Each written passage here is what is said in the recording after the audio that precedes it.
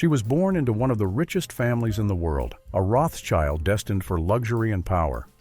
But instead of ballrooms and banquets, she chose smoky jazz clubs and late-night jam sessions. What drives someone to walk away from wealth for a life of unpredictability? Meet Nica Rothschild, the Baroness who defied high society and lived entirely on her own terms. Born into untouchable wealth. Kathleen Annie Nica Rothschild, known to most as Nica, was born in 1913 into one of the wealthiest families in Europe. The Rothschilds were a banking dynasty whose name carried influence in politics, business, and high society. From the beginning, her life was surrounded by privilege. She was part of a family that had shaped economies and carried traditions that were followed without question. Her childhood reflected the kind of upbringing designed to keep the Rothschilds untouchable. Every part of her life was carefully organized. She lived in large homes filled with art, books, and staff who managed daily routines. The wealth was not only material, but cultural, with family members expected to carry forward a long-standing reputation of refinement and responsibility. Family expectations shaped how Nica was raised. Daughters in the Rothschild family were taught to protect the family's image and respect the traditions that had been passed down.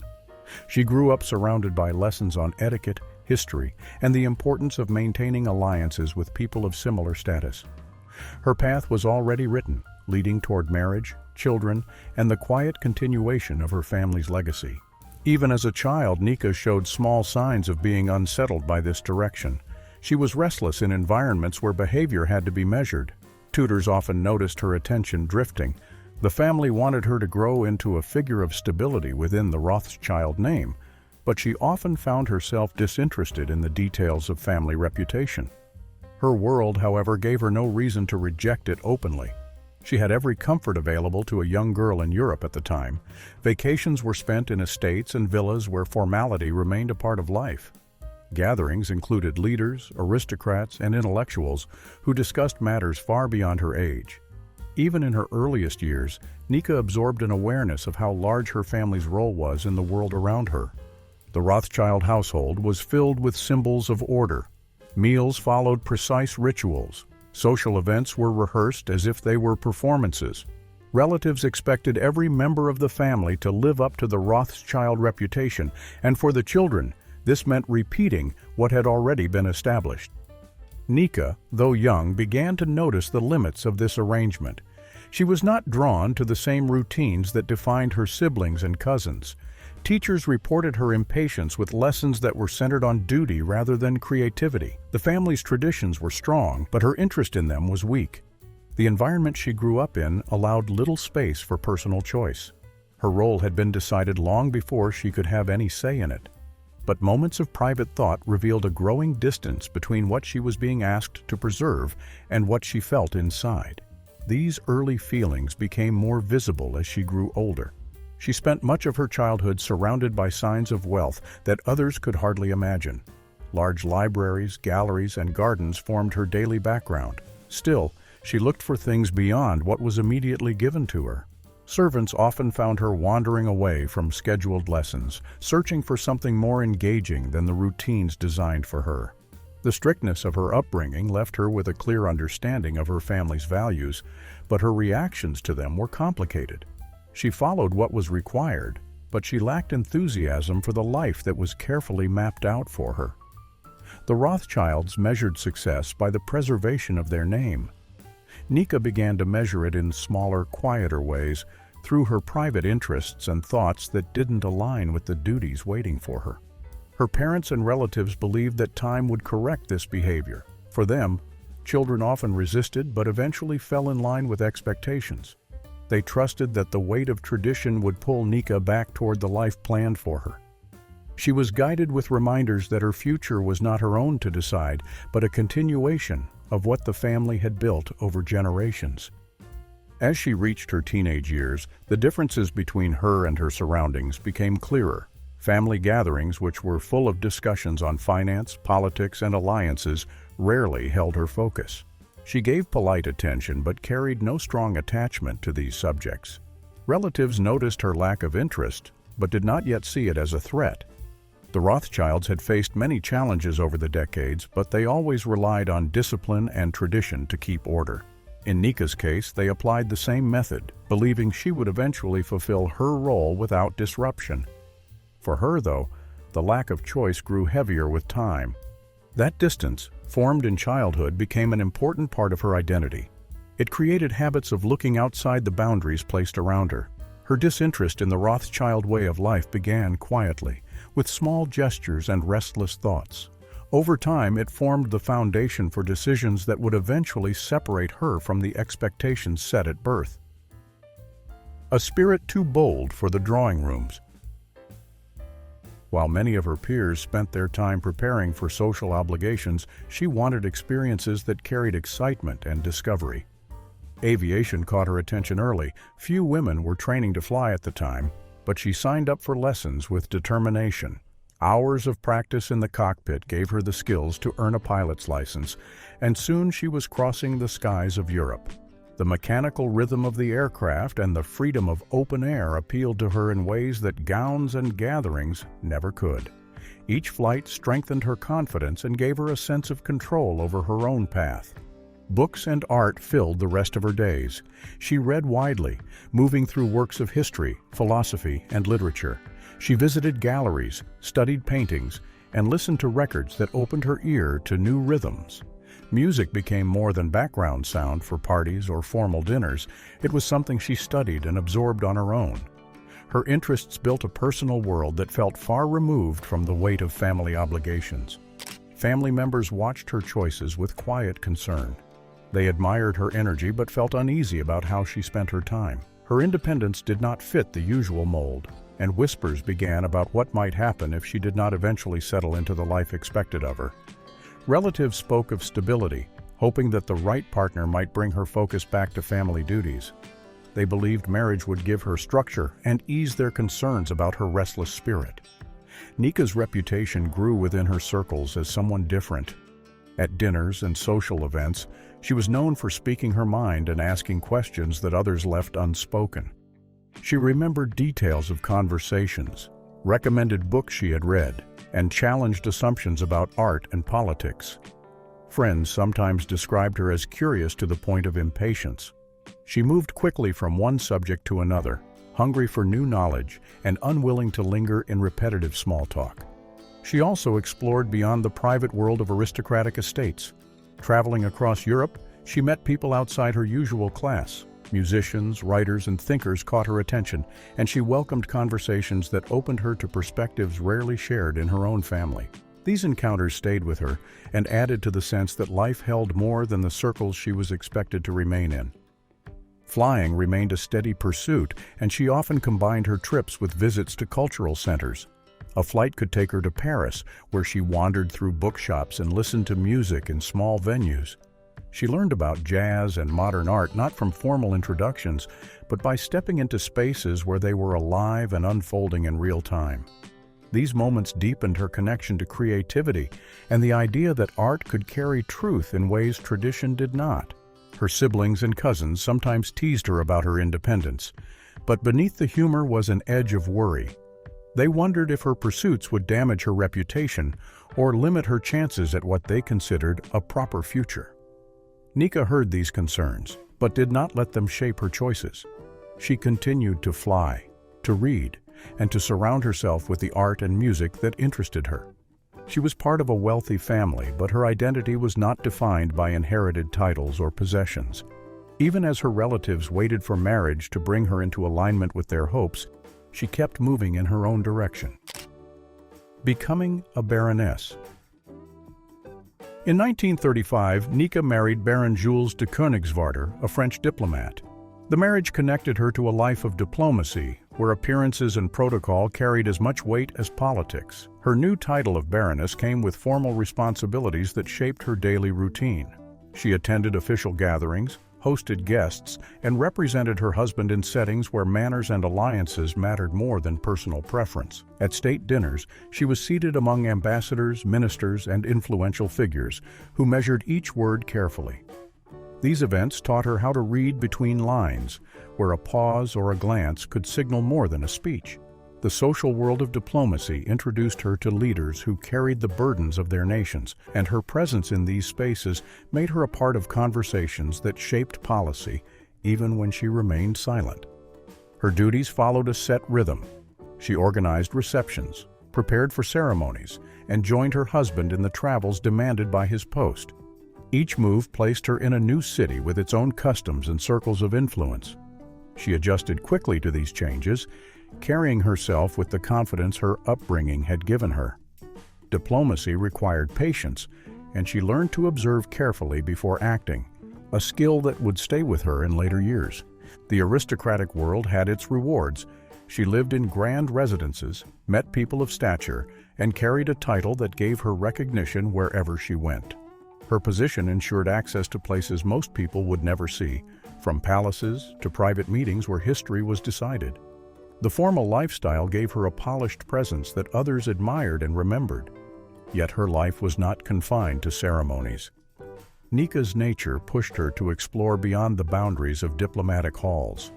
She was curious about new places, new ideas, and new ways of living that were not part of her official role. On travels with her husband, she often sought moments away from formal events to see the streets, markets, and lives of ordinary people. These experiences gave her a sense of perspective that titles and rituals could not provide. This energy sometimes unsettled those around her. Diplomacy thrived on order, routine, and careful image, while Nica leaned toward experiences that were unpredictable and vivid. She learned to balance the two sides of her life, appearing composed in her official role but keeping her spirit open to moments that felt alive and immediate. The balance was not always easy, but it gave her a depth that others recognized, even if they could not place it. Through these years, her sense of identity began to change. The marriage had brought her into a world of formality, but her interests stretched further than ceremonial duty. She read widely, listened to new voices, and paid attention to the changes happening around her. Her mind was not confined to the role she carried in public. Beneath the surface, she was preparing herself for a different kind of path, one that would become legendary. War on her own terms. When World War II broke out, Nica did not stay on the sidelines. She took a position as an ambulance driver, a role that placed her on the front lines of the chaos. Driving through dangerous terrain and carrying the wounded to safety became part of her daily routine. It was exhausting, risky work, but she stayed committed. Many women in her position might have been expected to serve in safe, domestic roles, but Nica handled a vehicle in the middle of bombings and roadblocks. Her work as a driver was not limited to one area. She traveled across different zones where the fighting had left entire regions destroyed. Bombed out buildings, blocked roads, and unpredictable conditions made every trip uncertain. Ambulance drivers often had to act quickly without waiting for orders. Nica learned to make decisions in the moment, judging whether a road was passable or if a wounded soldier could survive a long drive to a hospital. This type of responsibility shaped her into someone who could act on instinct with clarity. After some time in the field, Nica decided she wanted to play an even larger part in the war effort.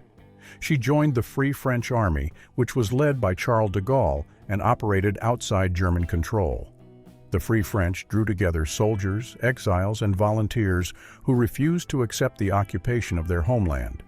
Nica stood among them not as an aristocrat or as someone seeking attention, but as an active participant. She went through the same drills, routines, and dangers as anyone else in the ranks. Her dedication led to recognition. Nica rose to the rank of lieutenant in the Free French Army, a notable achievement for a woman at that time. The position came with real authority. She supervised groups, coordinated missions, and gave orders that carried weight in combat settings. Holding such a role was not symbolic, it required performance under intense pressure. Each mission could mean life or death for the people who relied on her. Gaining that kind of trust meant she had proven herself in ways few expected. Living in wartime conditions tested every part of her character. Supplies were often short and soldiers had to improvise. Nica experienced rationing firsthand, with food limited and resources stretched thin. Long marches and late nights became routine. She faced the same physical strain as her fellow soldiers. The glamour of her upbringing had no place in this environment. Mud, cold, and danger surrounded her. What mattered was resilience and the ability to push forward no matter the conditions. Ambulance work had already shown her the physical toll of war, but active service brought her closer to the heart of conflict. Nica carried the memories of the wounded she had transported and the losses she had witnessed. These experiences shaped her understanding of life and responsibility. She no longer lived according to expectations of class or tradition. Survival and service guided her every step. Her fellow soldiers had also started respecting her because she earned her place. She did not live in isolation or demand different treatment. Sharing meals, marching through storms, and taking the same risks built trust. In an army where skepticism toward outsiders was common, Nica was seen as reliable. Bonds formed in such conditions lasted, not because of social background, but because of shared hardship. For someone born into privilege, this kind of acceptance carried a meaning that no title or inheritance could provide. By the time the war ended, Nica had lived a life very different from the one she was born into. She had faced danger on the front lines, earned a military rank, and built respect among people who judged her by action rather than birth. Her work during those years gave her a new sense of direction. A song that changed everything. That direction came in the late 1940s when Nica heard a piece of music that altered the course of her life. The composition was Round Midnight, written by jazz pianist Thelonious Monk. She had listened to music all her life, but this song sounded unlike anything she had ever experienced. It carried a mood that stayed with her long after the record stopped. For Nica, the piece opened a door into a new world. She played the song repeatedly, drawn back each time by the shape of its melody. The notes were sharp and unusual, yet they worked together with precision. It wasn't a style she had grown up around, nor was it the type of music played in the circles she belonged to. The sound had a quality that felt both personal and alive. The more she listened, the more she felt connected to something outside of the life she had always known. Her upbringing had surrounded her with European tradition. She had attended concerts and recitals, always sitting among the wealthy elite. The music at those gatherings carried history and polish, but it also felt removed from daily life. Round Midnight did the opposite. It carried a pulse that felt close, as if it was speaking directly to her. That closeness unsettled her at first, but it also stirred curiosity.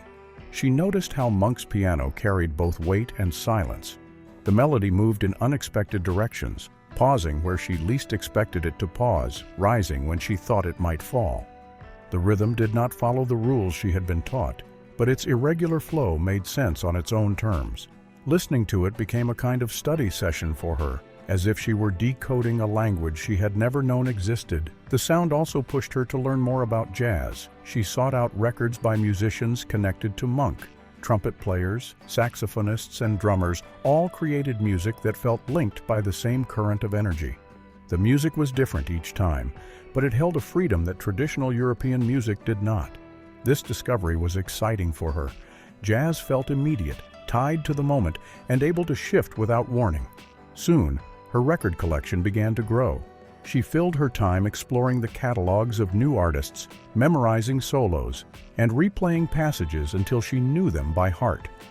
Friends noticed the change in her interests, though most could not understand it. For Nica, it no longer mattered. She had found something she wanted to chase, and the more she explored it, the more she felt alive. She had become eager to hear jazz performed live. Recordings gave her access, but they were only one part of the experience. She read about the American jazz scene, the clubs where musicians gathered, and the late-night sessions where new sounds emerged. These places seemed far removed from her life of estates and formal gatherings, but she felt a pull toward them. The desire grew until it was no longer possible to ignore. Nica had built her life around family, wealth, and social position, but none of those things satisfied her like this new music did. Each time she played Round Midnight, it reminded her of what she had yet to experience. She knew she could not continue listening from a distance. She needed to be closer to the source. By the end of the decade, she had made up her mind. She would travel to New York, the city where the music lived. It was the place where Monk and other great musicians worked each night. For her, the decision felt natural. The song had introduced her to a world she could no longer ignore, and the only way forward was to step into it fully. Trading palaces for nightclubs. When Baroness Pannonica de Königswarter arrived in New York, her life shifted in a way no one in her family could have imagined. She moved away from the structured world of aristocracy and began spending her nights in small, smoky clubs across the city. These places were not the glittering ballrooms of her upbringing. They were tucked-away basements, upstairs lounges, and crowded rooms where music spilled past midnight. She quickly became a familiar face, recognized not as a wealthy baroness, but as someone who belonged in the crowd of musicians and listeners. Her marriage was already fractured by the time she made this change. Leaving behind her husband and the security of family money, she chose to remain in New York and build a new circle around jazz. She went to rehearsals, jam sessions, and unannounced gatherings that could last until dawn. The musicians noticed her consistency. She was not there as a guest passing through for amusement. She was steady, someone who returned again and again, which allowed her to form real trust with players who usually kept outsiders at a distance. The clubs she entered were far from the world she came from. The chairs were uneven, the smoke thick, and the pay for musicians uncertain. Yet this was the atmosphere that produced the music she valued most. She became part of that rhythm, arriving when others did, waiting for the sets to begin, and staying long after the crowd had thinned. In these moments, she began building friendships with names that would later define an entire era of jazz. Her involvement was not simply as an observer. She offered rides, meals, and often opened her home to musicians who needed a place to rest. She knew their struggles because she listened, not with judgment, but with patience. When someone needed a quiet spot after hours of playing, she offered it. When a musician lacked steady work, she gave help without making it a spectacle. These small acts deepened her place within the community. But for the high society in New York, her choices caused whispers, her name carried weight, and when it began appearing in connection to late-night clubs and jazz musicians, many saw it as a scandal. The circles she grew up in valued appearances, and for them, her presence in these underground spaces was unacceptable. She did not explain herself or make public defenses. Instead, she kept attending the music, showing her loyalty through presence rather than words. She often arrived at clubs unaccompanied, which only added to her reputation. In a time when women of her background were expected to be seen in polished settings, she walked into places where the only focus was the music. It was a statement without needing to be spoken. She valued the musicians enough to share their world rather than expect them to adjust to hers. Over time, the musicians respected this quiet dedication, and she earned a place that few outsiders ever achieved. She became known not just in one or two clubs, but across the entire jazz scene. Whether uptown, downtown, or in Harlem, her presence was acknowledged. People knew she would arrive not for spectacle, but for the music. The consistency gave her credibility. Even musicians who were initially suspicious began to welcome her. A pattern had formed. She listened, she supported, and she did not ask for anything in return. The more time she spent in these circles, the more her old life became a memory. She had no need for the titles or formal introductions of the past. In the jazz community, she was simply Nica. That simplicity carried its own respect. She no longer had to explain who she was or why she came. Her identity was shaped by what she gave to the music and the people creating it. But the high society still did not forgive her shift. Rumors spread, and many of her relatives distanced themselves, seeing her new associations as a disgrace. Yet these judgments had little effect on her actions. She remained committed to the musicians, returning to the clubs night after night, offering the same support and companionship without pause. And then the shock surrounding her choices grew louder when one of jazz's brightest stars spent his final hours in her suite. The final days of Charlie Parker. In early 1955, Charlie Parker's health was collapsing. Years of heavy drinking, drug use, and relentless performing had taken a toll on his body. He had been in and out of hospitals, often against medical advice, because he could never stay away from the music scene for long. By that point, everyone around him could see that he was fading, but Parker kept playing and moving from one friend's place to another. His brilliance on stage had never disappeared, but off stage, he was growing weaker every day. That winter, Nica invited Parker to stay in her suite at the Stanhope Hotel in New York. The hotel was one of the most elegant addresses in the city, and Nica had lived there for years. She opened her doors to many musicians, offering a safe and private space when they needed it. Parker was no exception.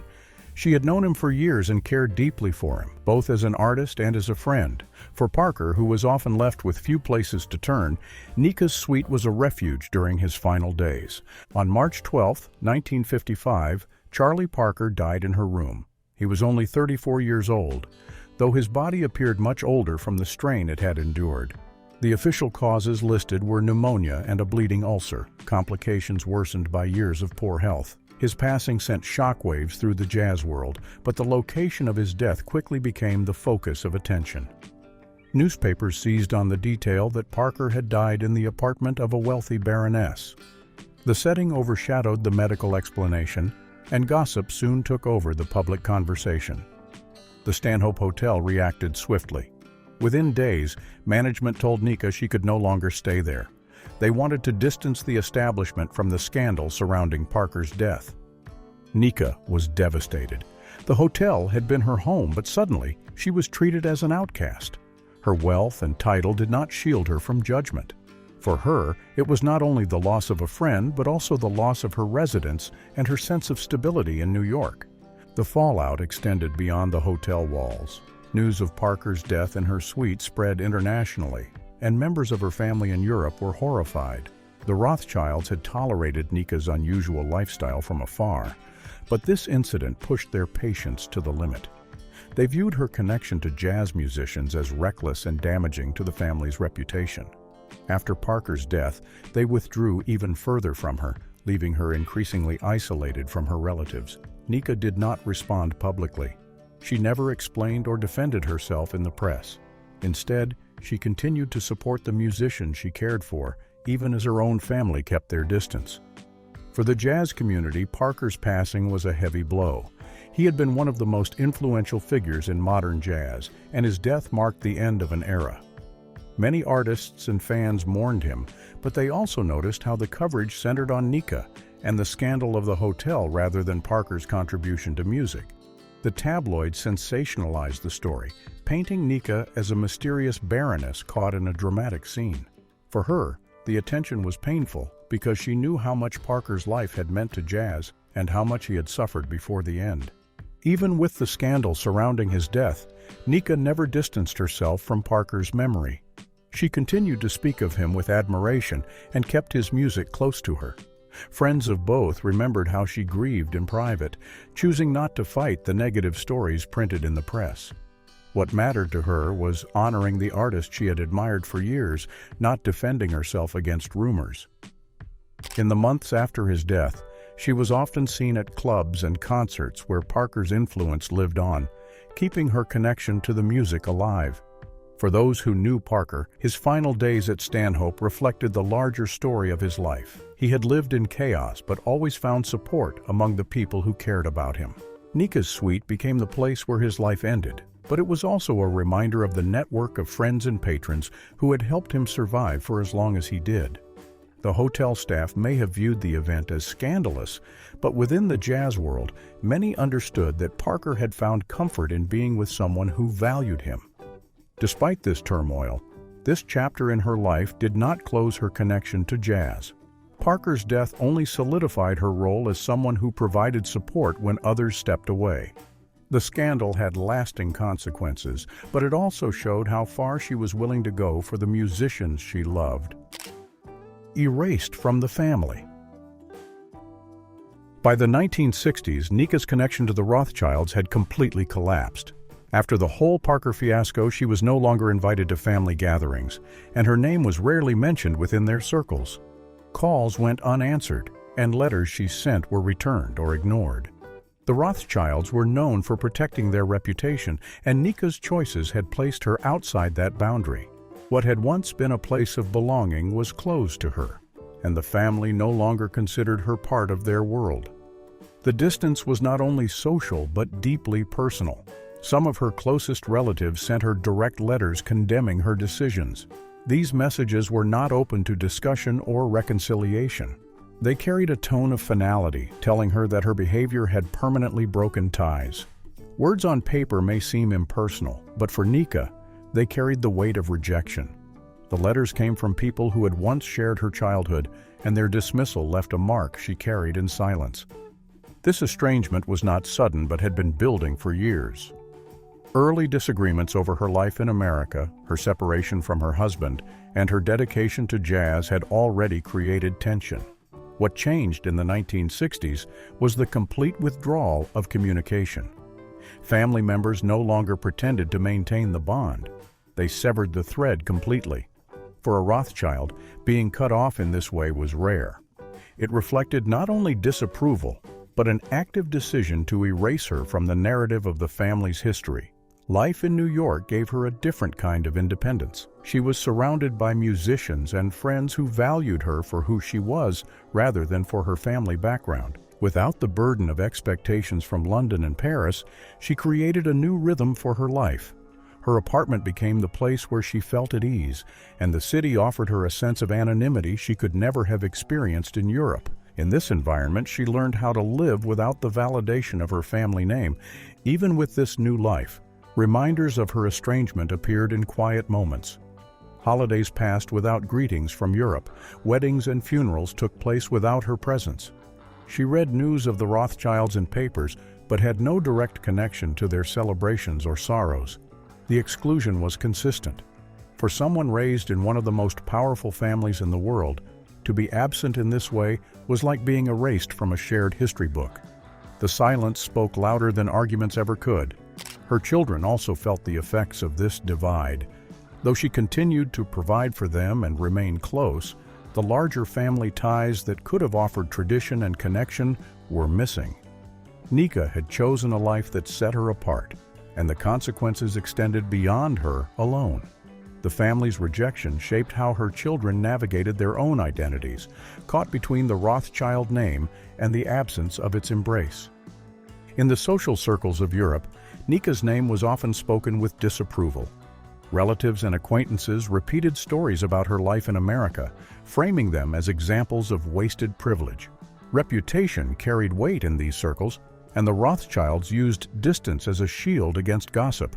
By refusing association with her, they attempted to protect their own image.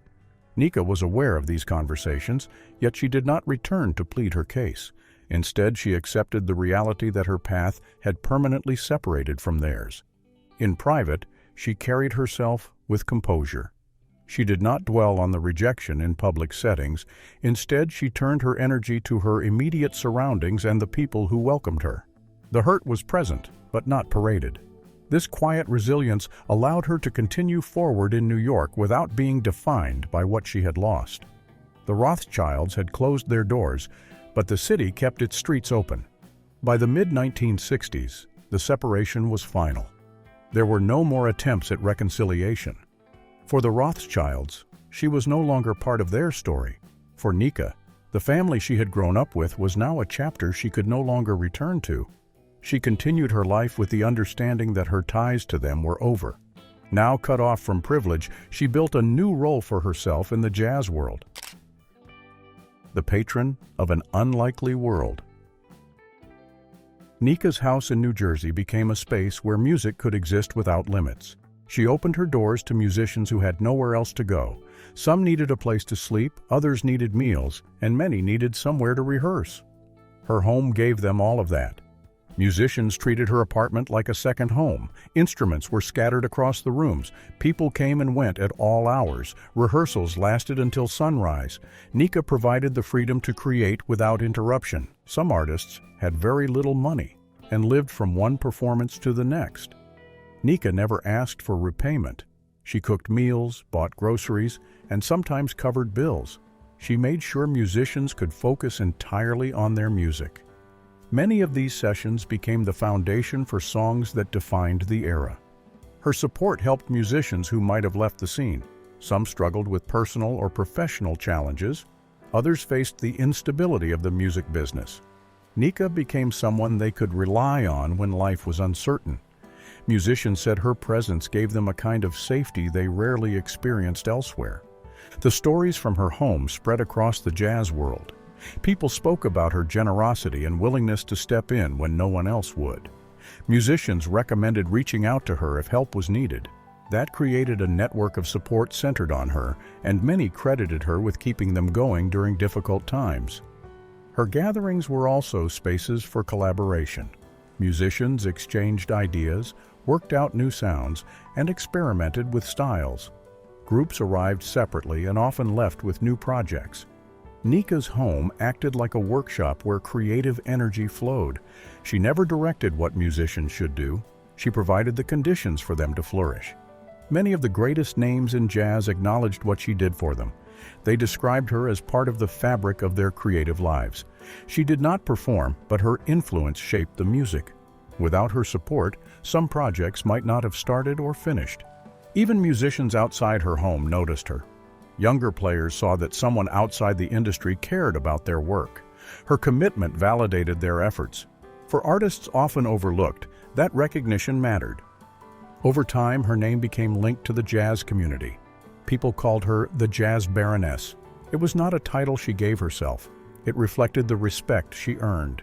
In conversations, liner notes, and articles, the name represented a person who dedicated her life to music without expecting anything in return. Her influence spanned decades. Musicians who stayed at her house or shared meals remembered the atmosphere. Creativity felt natural and supported. That environment shaped the way they approached music long after they left her home. Her dedication to musicians and her ability to provide a safe, productive environment earned her a lasting place in jazz history. Her work helped countless musicians continue their careers and develop their music. Nica's home became a foundation for an entire community, a world she created through consistency, generosity, and devotion to the art she loved. And that's the story of Nica, the Baroness who gave it all up for jazz. She turned her life into the soundtrack of a generation. If you enjoyed this tale, hit like, subscribe, and tell me, who's the next hidden figure from history you want me to cover? See you in the next one.